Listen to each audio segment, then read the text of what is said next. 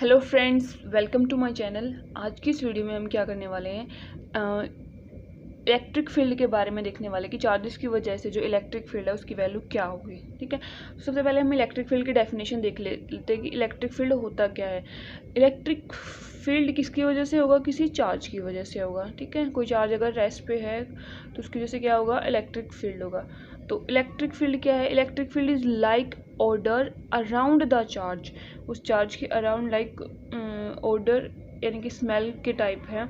That is felt by other charges, जो किसके द्वारा फील किया जाएगा? जो अदर चार्जेस की सराउंडिंग में प्रेजेंट होंगे उसकी वो क्या करेगा? उसको फेल्ट करेगा, फील करेगा। ठीक है, सो electric field is like order the around the charge that is felt by other charges. अब जो इलेक्ट्रोस्टैट में पढ़ रहे हैं हम इलेक्ट्रिक फील्ड, वो क्या होना चाहिए? उस पर एक कंडीशन है कि कोई भी जैसे ये नहीं है कि भी कोई भी अगर हमने इलेक्ट्रिक फील्ड ले लिया तो वो क्या होगा?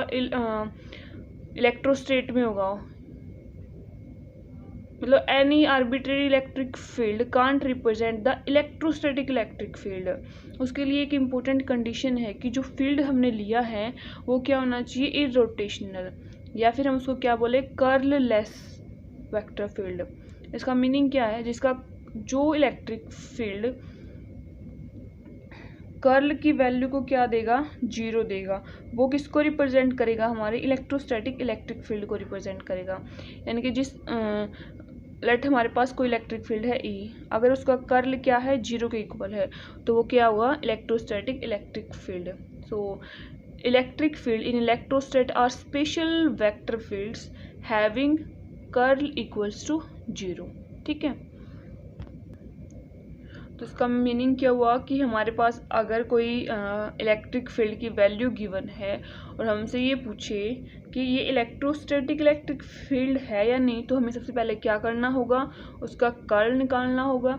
उसका कर्ल अगर 0 के इक्वल आता है तो वो रिप्रेजेंट करेगा इलेक्ट्रोस्टैटिक इलेक्ट्रिक फील्ड को, अदरवाइज नॉट। ठीक है, सो अगर हम इसको हमारे पास कोई कुछ ऐसे क्वेश्चन दे रखे हों कि हमारे पास इलेक्ट्रिक फील्ड दे रखा 2xy i cap plus 2yz k cap, और हमसे पूछ रखा हो कि ये रिप्रेजेंट कर रहा है इलेक्ट्रोस्टैटिक फील्ड को या फिर नहीं कर रहा, या फिर हमारे पास स्फेरिकल कोऑर्डिनेट्स में इलेक्ट्रिक फील्ड दे रखा हो, या ठीक है, या फिर हमारे पास सिलेंड्रिकल में दे रखा हो, तो हमें क्या करना है? इसका सबसे पहले कर्ल निकालना। ठीक है, तो हम कर्ल किसी भी वेक्टर फील्ड का कर्ल निकालने का फॉर्मूला क्या है? सो हमारे पास अगर कोई ए वेक्टर फील्ड दे रखा है हमें, ठीक है, उसका हमें क्या निकालना है? कर्ल निकालना है। तो कर्ल क्या हो जाएगा? 1/h1 h2 h3, determinant of first row में आएगा h1 u1 cap, h2 u2 cap, h3 u3 cap, curly by curly u1, second row में curly by curly u2, curly by curly u3, और third में क्या होगा? h1 a1 h2 a2 h3 a3। अब ये h1 h2 h3 और u1 u2 u3 है क्या? ठीक है, जैसे हमने 3 कोऑर्डिनेट सिस्टम थे हमारे पास, स्फेरिकल, सिलेंड्रिकल और कार्टेशियन सिस्टम। ठीक है, सो ये जो u1 u2 u3 है ना, ये रिप्रेजेंट कर रहे हैं हमारे यूनिट वेक्टर्स को। ठीक है, लाइक कार्टेशियन में क्या था? I cap, J cap, K cap, और स्फेरिकल में क्या थे? R cap, theta cap and phi cap. Cylindrical में क्या थे? एस कैप, फाई कैप और जेड कैप। ठीक है, और जो h1 h2 h3 है, इनकी वैल्यूज़ क्या होगी इन तीनों के लिए? लाइक हमारे पास क्या है? आई कैप है, जे कैप है, के कैप है।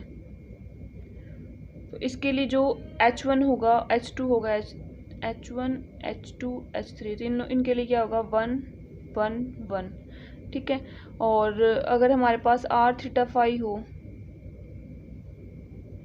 तो इनके लिए h1 h2 h3 की वैल्यू क्या होगी? 1 r r sine of theta, और s कैप, फाई कैप और z कैप हो, इनके लिए h1 h2 h3 की वैल्यू क्या होगी? 1 s1। ये h1 h2 h3 क्या है? जब हमने इन यूनिट वेक्टर्स को कार्टेशियन फॉर्म में लिखा था ना, तो उनके जो कोफिशिएंट थे ना, ये उनकी वैल्यूज़ है। ठीक है, सो इनको याद रखना है।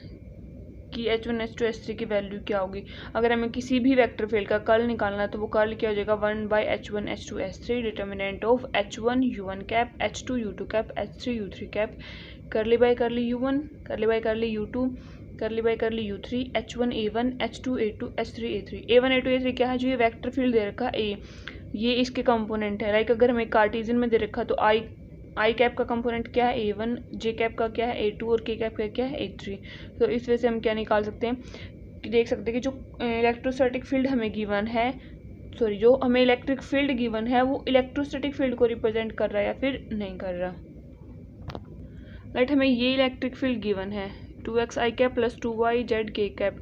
हमें देखना है कि ये इलेक्ट्रोस्टैटिक इलेक्ट्रिक फील्ड को रिप्रेजेंट करता है फिर नहीं करता। तो हमें क्या करना है, इसका कर्ल निकालना है और इसके कर्ल की वैल्यू देखनी है कि क्या आएगी। ठीक है, अगर हमने देखा था कि किसी भी जनरल अगर हमारे पास ए वेक्टर फील्ड है उसका कर्ल क्या हो जाएगा 1/H1 H2 H3 H1 U1 cap H2 U2 cap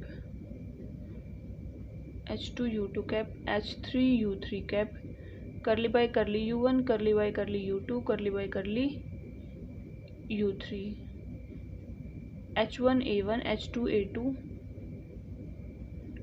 H3 A3। ठीक है, ये वाली वैल्यू होगी।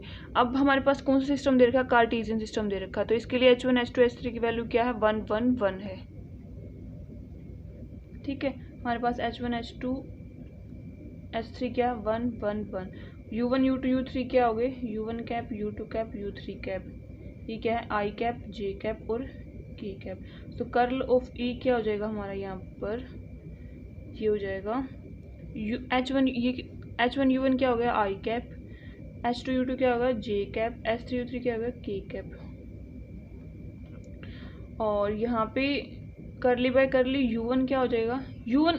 अब जो I कैप था ये किसके कोरिस्पॉन्डिंग यूनिट वेक्टर था x डायरेक्शन के, और J कैप किसके कोरिस्पॉन्डिंग था y के, और K कैप किसके था z के। तो यहाँ पे क्या हो जाएगा करली बाय करली x करली बाय करली y करली बाय करली z। और साथ में A1 क्या है I कैप के साथ जो कंपोनेंट था कितना है 2xy, J कैप कितना है 2yz के, सॉरी J कैप कितना है 0, यहाँ पे 0 आएगा, और K कैप कितना है 2yz।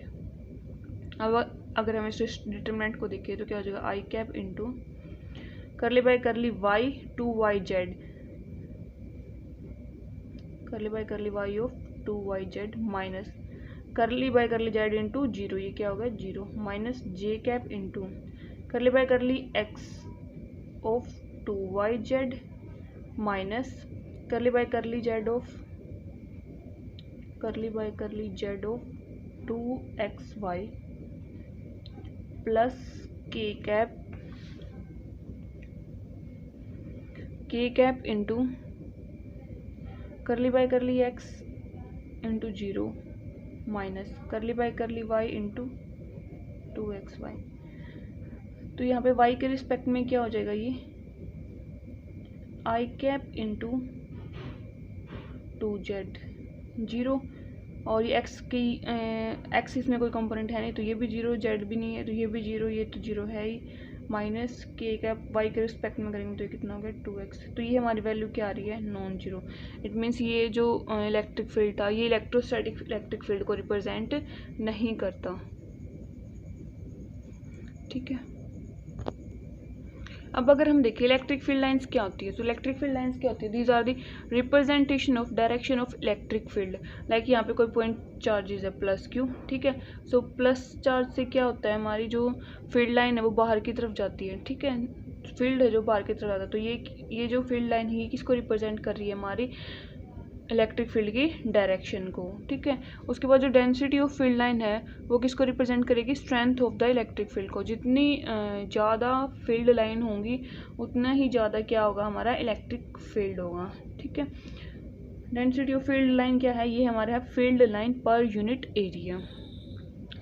अगर हम इलेक्ट्रिक फील्ड देखें किसी चार्ज की वजह से, वो क्या होगा 1/4πε0 Q/r²। आर कैप जैसे जैसे डिस्टेंस इंक्रीज होती जाएगी वैसे वैसे हमारा जो इलेक्ट्रिक फील्ड है उसकी वैल्यू क्या होती जाएगी, कम होती जाएगी। जैसे आर इंक्रीज होगा वैसे ही इलेक्ट्रिक फील्ड क्या होगा, डिक्रीज होगा। तो यहाँ से हम देख सकते हैं कि स्टार्टिंग में जो इलेक्ट्रिक फील्ड की जो स्ट्रेंथ है वो क्या ज़्यादा है, ठीक है। जैसे जैसे हम जा रहे हैं तो ये क्या होती जा रही है, कम होती जा रही है। अब इलेक्ट्रिक फील्ड क्या थी, एक वेक्टर क्वांटिटी, सो इसकी डायरेक्शन भी होगी और मैग्नीट्यूड भी। मैग्नीट्यूड और हम किससे रिप्रेजेंट कर रहे हैं इसको, एरो की हेल्प से रिप्रेजेंट कर रहे हैं। और उसकी एरो की लेंथ तो उसकी स्ट्रेंथ को रिप्रेजेंट करती है, मैग्नीट्यूड को, और जो एरो हेड है ये रिप्रेजेंट कर रहा है उसकी डायरेक्शन को। तो जैसे जैसे डिस्टेंस इंक्रीज होती जा रही है तो ये मैग्नीट्यूड क्या होता जा रहा है, उसका कम होता जा रहा है, ठीक है। सो जो डेंसिटी है इलेक्ट्रिक फील्ड लाइन की वो किसको रिप्रेजेंट कर रही है, strength of the electric field line, ठीक है। अब अगर हम इलेक्ट्रिक फील्ड लाइन की कुछ प्रॉपर्टीज देखें तो वो क्या होगी। जो इलेक्ट्रिक फील्ड लाइन है, these are emanate from positive charges and converges on a negative charges. का मीनिंग क्या है कि जो पॉजिटिव चार्ज है उससे इलेक्ट्रिक फील्ड लाइन बाहर की तरफ जाएगी, और नेगेटिव चार्ज है उस पर इलेक्ट्रिक फील्ड लाइन क्या होगी, उसकी तरफ आएगी, यानी कि उस पर कन्वर्ज होगी। तो पॉजिटिव चार्ज की वजह से इलेक्ट्रिक फील्ड लाइन डाइवर्ज होगी और नेगेटिव चार्ज की वजह से कन्वर्ज होगी। लाइक यहाँ पे प्लस क्यू चार्ज रखा हुआ है तो इसकी वजह से क्या होगा, बाहर की तरफ जाएंगे इलेक्ट्रिक फील्ड लाइन। और अगर हमारे पास नेगेटिव चार्ज है, यहाँ पे अगर माइनस क्यू चार्ज है, तो इसके जो वो इलेक्ट्रिक फील्ड लाइन है वो क्या होंगी, कन्वर्ज होंगी, यानी कि इस पॉइंट की तरफ आती होंगी, ठीक है। लाइक ये प्लस क्यू चार्ज है, ये माइनस क्यू चार्ज है, तो प्लस क्यू की वजह से तो क्या होंगी, बाहर की तरफ जाएंगी, डाइवर्ज होंगी, और माइनस क्यू पे क्या होगी, कन्वर्ज होगी। तो ये दो पॉइंट चार्ज अगर हमने ऐसे रख रखे हैं तो उनकी वजह से जो फील्ड लाइन है वो किस शेप में होगी, ऐसे होंगी, ठीक है।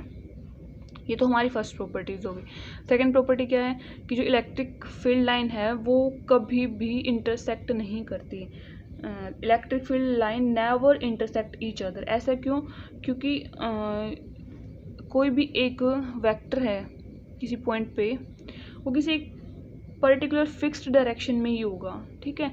ये नहीं है कि भी लाइक हमने किसी वेक्टर फील्ड को ऐसे डिफाइन कर रखा है, ठीक है, इस पॉइंट पे कोई भी वेक्टर फील्ड है तो उसको, तो ये नहीं कि इस पॉइंट पे सेम वेक्टर फील्ड दूसरी डायरेक्शन में ही होगा। ये सिर्फ एक ही डायरेक्शन में होगा, किसी पॉइंट पे जो वेक्टर है वो एक ही पॉइंट पे होगा।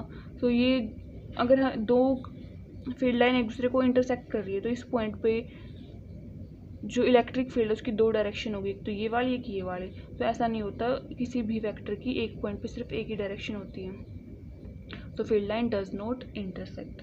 If they intersect then a vector at a point here have two direction, और ऐसा नहीं होता।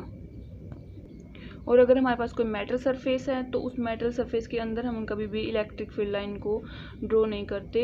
Electric field lines are always perpendicular to the metal surface. ये कोई मेटल सरफेस है तो इसके इनसाइड जो इलेक्ट्रिक फील्ड है वो क्या होगा, जीरो होगा, और इसके बाहर जो इलेक्ट्रिक फील्ड है वो क्या होगा, हमारा परपेंडिकुलर होगा। आई होप आपको ये वीडियो समझ आई होगी। अगर समझ आए तो प्लीज़ इस वीडियो को लाइक कर देना, चैनल को सब्सक्राइब कर देना। Thank you so much for watching this video.